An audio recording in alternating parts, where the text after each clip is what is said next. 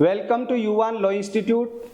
आज हम इन दिनों जो काफ़ी एक बर्निंग टॉपिक है, बहुत ही एक ज्वलंत विषय समाज में और देश भर में, सदन से लेके समाज तक और सड़क तक इसकी चर्चा है। हर यूनिवर्सिटी, हर कॉलेज, हर जगह पे रिजर्वेशन, आरक्षण और क्रीमीलेयर, इसको लेकर के, रिजर्वेशन और क्रीमीलेयर को लेकर के हाल ही में सुप्रीम कोर्ट ने state of Punjab versus Devendra Singh के मामले में जो जजमेंट दिया है, उस जजमेंट को लेकर के सब तरफ चर्चा है। जो 7 जजों की संविधान पीठ थी, उसने ये निर्णय दिया है, 6:1 के रेशियो से ये जजमेंट आया है। मैं खुद एक आरक्षित वर्ग से हूँ। आरक्षित वर्ग के होने के नाते मैं इस बात को दावे से और पूरी जिम्मेदारी के साथ में कहता हूँ कि जिनको आरक्षण का लाभ मिल गया, उनको, जैसा सुप्रीम कोर्ट ने इस जजमेंट में कहा है, सिर्फ इसलिए नहीं कह रहा हूं, ऐसा सत्य भी है। समाज में आज 1% वर्ग मुश्किल से ऐसा होगा जिसका रिजर्वेशन की वजह से उत्थान हुआ है। बाकी का समाज आज भी, चाहे वो एससी का हो यानी अनुसूचित जाति का हो, या एसटी का हो अनुसूचित जनजाति का हो, या अन्य पिछड़ा वर्ग ओबीसी का हो, या ईडब्ल्यूएस का हो, वो जहां पे था वहीं का वहीं है। मुश्किल से कोई 1-2% लोगों ने प्रोग्रेस की होगी। अब वही 1-2% लोग ही पूरे रिजर्वेशन को और इसके बेनिफिट्स को लेते जाएंगे, तो बाकी का समाज जहां है वहीं का वहीं रह जाएगा। रिजर्वेशन लाने के पीछे जो डॉक्टर BR अम्बेडकर साहब, बाबा साहब की जो सोच थी, और संविधान सभा के हमारे संविधान निर्माताओं की जो उन्होंने फर्स्ट कॉन्स्टिट्यूशनल अमेंडमेंट के द्वारा आर्टिकल 15 के क्लोज 4 में 1951 में जब इसका प्रोविजन किया SC/ST आरक्षण का, तो उनकी इसके पीछे का हेतु, उनका मंतव्य, उनका मोटिव था upliftment of the weaker section of the society, समाज के उन लोगों का उत्थान करना जिनके उत्थान की आवश्यकता है। इसलिए सुप्रीम कोर्ट ने अभी जो जजमेंट दिया है, उसमें 7 जजेस थे, जिसमें chief justice of India DY Chandrachud, उसमें justice Manoj Mishra, justice BR Gavai, justice Vikram Nath, justice Pankaj Mittal और SC शर्मा और बेला त्रिवेदी मैडम। बेला त्रिवेदी जो जस्टिस हैं, उन्होंने असहमति का निर्णय दिया। बाकी 6 जजेस ने कि इसमें क्रीमीलेयर होना चाहिए। क्रीमीलेयर यानी, जैसे क्रीमीलेयर का कॉन्सेप्ट सबसे पहले इंदिरा साहनी के केस से आया। इंदिरा साहनी का जो केस था, उस जजमेंट में क्या रहा, इस जजमेंट में 3 बड़ी बातें कही गई। ओबीसी रिजर्वेशन जो 1990 में मंडल कमीशन की रिपोर्ट के आधार पे जो ओबीसी रिजर्वेशन आया, उस ओबीसी रिजर्वेशन को चैलेंज किया गया। देखो, अभी तक हमारे देश में जो रिजर्वेशन आए हैं, उनको किस किस केस से चैलेंज किया गया, ये एक बार मैं आपको बता देता हूं। सबसे पहले हमारे देश में जो आरक्षण आया, वो आया फर्स्ट कॉन्स्टिट्यूशनल अमेंडमेंट द्वारा इंडियन कॉन्स्टिट्यूशन के आर्टिकल 15 के क्लोज 4 में SC/ST का रिजर्वेशन 1951 में, जिसको स्टेट ऑफ मद्रास वर्सेस चंपाकम दोरई राजन के केस से चैलेंज किया गया। उसके बाद में 1990 के अंदर ओबीसी का रिजर्वेशन आया। ओबीसी रिजर्वेशन को Indira Sahni versus union of India के केस से चैलेंज किया गया, जिसमें सुप्रीम कोर्ट ने और बातें कही, उनमें 3 बड़ी बातें कही। उनको इस डिस्कशन क्रीमीलेयर के बारे में डिस्कस करना ठीक रहेगा। और क्रीमीलेयर वर्ड सबसे पहले इंदिरा साहनी केस में ही आया हो ऐसा नहीं है। NM थॉमस के केस में जस्टिस कृष्णा अय्यर ने 1975 में क्रीमीलेयर वर्ड को यूज किया था। उसी क्रीमीलेयर वर्ड को जो 1975 में NM थॉमस केस में जस्टिस कृष्णा स्वामी ने इसका यूज किया, उसी वर्ड को इंदिरा साहनी के केस में सुप्रीम कोर्ट ने कहा कि जो क्रीमीलेयर में आते हैं वो ओबीसी में होते हुए भी ओबीसी वर्ग का आरक्षण का लाभ उनको नहीं दिया जाएगा। और दूसरी बात यह कही, किसी भी स्थिति में आरक्षण 50% से ज्यादा नहीं होगा। और इंदिरा साहनी में तीसरी बात यह कहे कि प्रमोशन में रिजर्वेशन नहीं होगा, रिजर्वेशन प्रमोशन के मामलों में नहीं होगा। इस इंदिरा साहनी के इफेक्ट को न्यूट्रलाइज करने के लिए इंडियन कॉन्स्टिट्यूशन में आर्टिकल 16 का क्लोज 4A और 16 का क्लोज 4B बाद में ऐड किए गए। इससे यह है कि जो रिजर्वेशन आएगा उसको चैलेंज किया जाएगा। तो जैसे SC/ST का रिजर्वेशन आया, चंपाकम दोरई राजन से चैलेंज किया गया। ओबीसी रिजर्वेशन आया, इंदिरा साहनी से चैलेंज किया गया, और उसके इफेक्ट को दूर करने के लिए, उसको न्यूट्रलाइज करने के लिए ये 2 बड़े कॉन्स्टिट्यूशनल अमेंडमेंट करके और आर्टिकल ऐड किए गए 16 का 4A और 16 का 4B।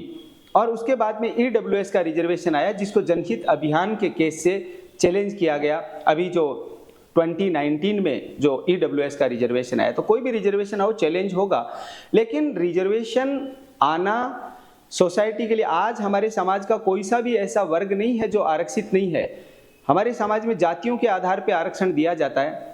SC में आने वाली जातियों को SC कैटेगरी में रिजर्वेशन मिल रहा है, ST में आने वाली जातियों को ST कैटेगरी में रिजर्वेशन मिल रहा है, जो जातियां OBC में आ रही हैं उनको OBC में रिजर्वेशन मिल रहा है, जो SC ST OBC किसी भी वर्ग में नहीं आ रही हैं उन जातियों को EWS में weaker section of the society के आधार पे रिजर्वेशन मिल रहा है। SC ST और OBC का रिजर्वेशन है वो रिजर्वेशन सोशल और एजुकेशनल बैकवर्डनेस के आधार पे मिल रहा है, दिया जा रहा है। लेकिन जो EWS का रिजर्वेशन है वो weaker section of the society, यानी आर्थिक रूप से कमजोर समाज का जो तबका है, जो other than SC ST OBC है, उनको दिया जा रहा है। तो ये हमारा एक रिजर्वेशन क्या है और क्रीमी क्या है, इसको लेकर के हम यहाँ पे डिस्कस कर रहे हैं। तो 7 जजेज की बेंच बनाई गई इन जजेज की state of Punjab versus Devendra Singh के मामले में, और इसी में 6:1 के रेशो से निर्णय दिया गया।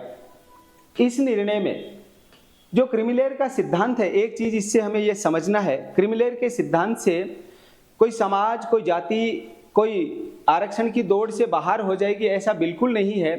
क्रीमिलेयर से, इस सिद्धांत से ये व्यक्तियों पे लागू होता है, जातियों पे नहीं, और इससे व्यक्ति का उत्थान हो रहा है, उसके परिवार की आर्थिक स्थिति का सुधार हो रहा है, ना कि कोई समाज, कोई जाति आरक्षण की दौड़ से इससे बाहर हो जाएगी या किसी को बाहर कर दिया जाएगा, जैसा कि समाज में अभी भ्रम फैलाया जा रहा है सोशल मीडिया पे। उसके किसी को भी ऐसे झांसे में आने की जरूरत नहीं है। हमने इस जजमेंट को पूरा पढ़ करके पूरी जिम्मेदारी के साथ आपके सामने ये डिस्कशन लेकर के आए हैं। और आरक्षण का लाभ जिसने एक बार ले लिया, उसको बार बार रिजर्वेशन का लाभ मिले, इसके बजाय वो लोग जो वंचित रह गए हैं उनको लाभ मिलना चाहिए। यही आरक्षण हमारे संविधान में जो रिजर्वेशन लाने वाले थे उनकी मंशा थी। और समाज में जो लोग राजनीतिक या व्यक्तिगत स्वार्थ से ऊपर उठ करके गरीब व्यक्तियों की गरीबी को मद्देनजर रखते हुए हमें सुप्रीम कोर्ट का ये जो निर्णय है इसको वेलकम करना चाहिए।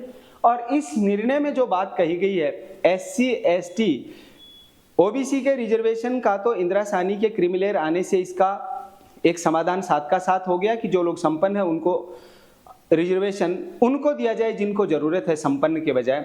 EWS में इसके रिजर्वेशन के साथ में ऐसा प्रावधान हो गया, लेकिन अभी SC ST में ऐसा प्रोविजन नहीं है। इसलिए इस जजमेंट के माध्यम से, state of Punjab versus Devendra Singh के जजमेंट के माध्यम से SC के अंदर अनुसूचित जाति में क्रीमिलेयर का प्रावधान किया गया है। इसलिए हमें इस बात को बहुत अच्छे से समझना है कि कोई जाति आरक्षण की सीमा से बाहर नहीं हो रही है, ना कोई आरक्षण से छेड़छाड़ कर रहा है, और ना ही वर्तमान केंद्र सरकार कोई सुप्रीम कोर्ट से कह के जजमेंट दिलवा रही है। ऐसी जो अफवाहें उड़ रही हैं, इनके चक्कर में नहीं आना। ये वही लोग अफवाहें उड़ा रहे हैं जो गरीब आदमी को आरक्षण का लाभ नहीं देना चाहते। जो 1% 2% कुछ समाज के गिने हुए 2-5 लोग या 5-10 लोग मेंबर ऑफ पार्लियामेंट होंगे, या 20-25 लोग विधानसभा में होंगे, क्या इतना सा ही समाज है क्या? या इतने से गिनती के अंगुलियों पे गिन ले इतने से IAS IPS होंगे SC ST वर्ग में?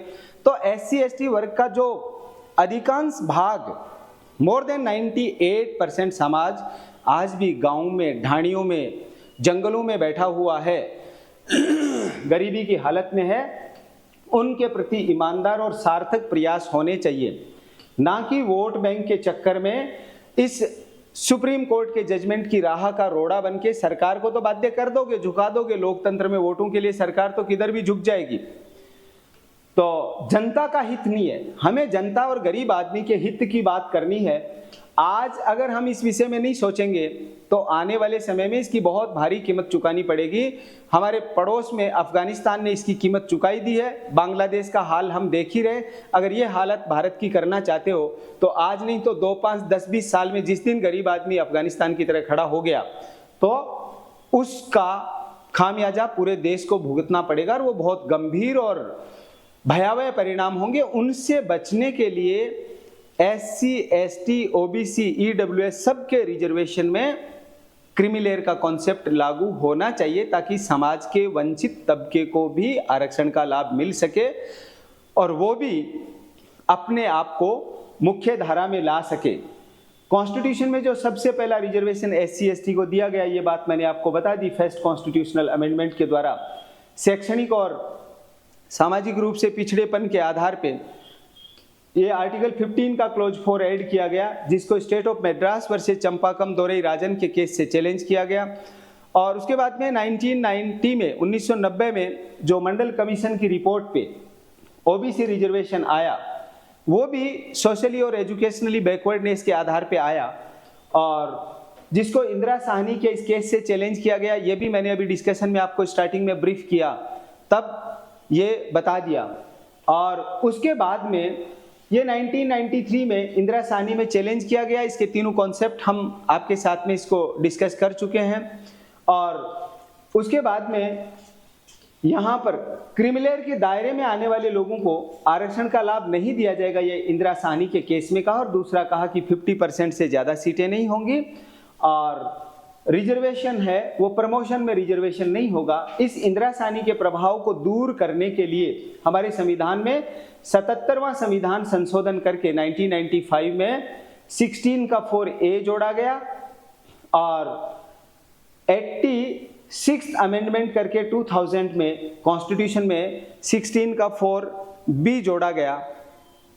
इसमें ये 20 तो ये हो गए दोनों आरक्षण हमारे। उसके बाद में 2019 में जो EWS का रिजर्वेशन आया 103rd कॉन्स्टिट्यूशनल अमेंडमेंट के द्वारा, तो उसमें जनहित अभियान, इसमें EWS का जो रिजर्वेशन आया 2019 में, उसमें 103वें संविधान संशोधन के द्वारा जो आया आर्टिकल 15 का क्लोज 6 जोड़ा गया और इसमें 16 का क्लोज 6 जोड़ करके ऐसा कहा गया जो जातियां SC, ST, OBC में नहीं हैं उनको छोड़ करके उनके अलावा जो आर्थिक रूप से कमजोर हैं, मीन्स जो SC, ST, OBC में नहीं, यानी जो जनरल में उस समय आती थी, उनको EWS में 10% रिजर्वेशन दिया गया। इसको भी जनहित अभियान वर्सेस यूनियन ऑफ इंडिया के केस से 2022 में चैलेंज किया गया। 22 में तो इसका जजमेंट आ गया। और यहाँ पर SC, ST आरक्षण OBC और EWS की तरह क्रीमी लेयर का सिद्धांत लागू करने पर ही, यानी जैसे OBC और EWS के रिजर्वेशन में क्रिमिनल का सिद्धांत, क्रीमी लेयर का सिद्धांत लागू किया गया है, उसी तर्ज पे जब तक SC, ST में क्रीमी लेयर का ये सिद्धांत जैसा सुप्रीम कोर्ट ने अभी हाल ही के जजमेंट में दिया, ये लागू करेंगे, तभी समाज के अधिकांश वर्ग जो 98% से भी ज़्यादा है उसका भला हो पाएगा, उसको इस आरक्षण का लाभ मिल पाएगा। इसलिए जो समाज के तथाकथित नेतृत्वकर्ता लोग हैं उनके भ्रम में नहीं आना है, गरीब की चिंता करनी है। ये समाज उस 98% का भी है जो राम मनोहर लोहिया कहा करते थे। जो बात समाज के पूर्व हमारे जो संविधान निर्माता हैं उन्होंने कही है, उस व्यक्ति की चिंता करो जो समाज का 98% है। 2 लोग ने अपने लाभ के लिए वो मलाई खा रहे हैं, बाकी लोगों को आने नहीं दे रहे हैं, जो कि गलत है। और समाज में जनगणना करने में भी जातिगत जनगणना कर लेना चाहिए ताकि लोगों को पता चल जाए कौन किस जाति का है, और जिसकी जितनी भागीदारी उसकी उतनी हिस्सेदारी तर्ज पे सेंसस करवा के, और ना केवल नौकरियों में बल्कि विद्यार्थियों को उनके एडमिशन में, ना केवल नौकरियों में, विद्यार्थियों को उनके एडमिशन में भी, और विधानसभाओं और लोकसभा के चुनाव में भी आरक्षण का प्रावधान उचित रूप से जातिगत जनगणना के बाद में सही डाटा आने पे। अभी हम जितना भी रिजर्वेशन में डाटा इंप्लीमेंट कर रहे हैं वो 1931 का अंग्रेजों का डाटा है। उसके बाद में तो आज लगभग 100 साल होने को आए, 2031 में 100 साल हो जाएंगे, उसके पार हो जाएंगे। तो अभी तक उसी डाटा को लिए बैठे हैं। हर साल हर 10 साल बाद जनगणना होती है, लेकिन 2011 के बाद में अभी तक नहीं हुई है। तो हम सबको इस बात की भी पुरजोर मांग रखनी चाहिए कि जातिगत जनगणना हो, और जो जातियां SC में आ रही हैं, ST में आ रही हैं, OBC में, EWS में आ रही हैं, उनका सारा सर्वे हो, और जो क्रीमी लेयर में आ रहे हैं उनको छोड़ के बाकी को रिजर्वेशन दिया जाए। और एक अभी हाल ही में 106 कॉन्स्टिट्यूशनल अमेंडमेंट, आज रिजर्वेशन की बात हो रही है तो रिजर्वेशन की ही बात करेंगे। और 106 अमेंडमेंट के द्वारा हमने वुमेन को रिजर्वेशन दिया। लोकसभा और विधानसभाओं में 33% सीटों का आरक्षण हमने यहाँ वुमेन्स के लिए प्रावधान किया।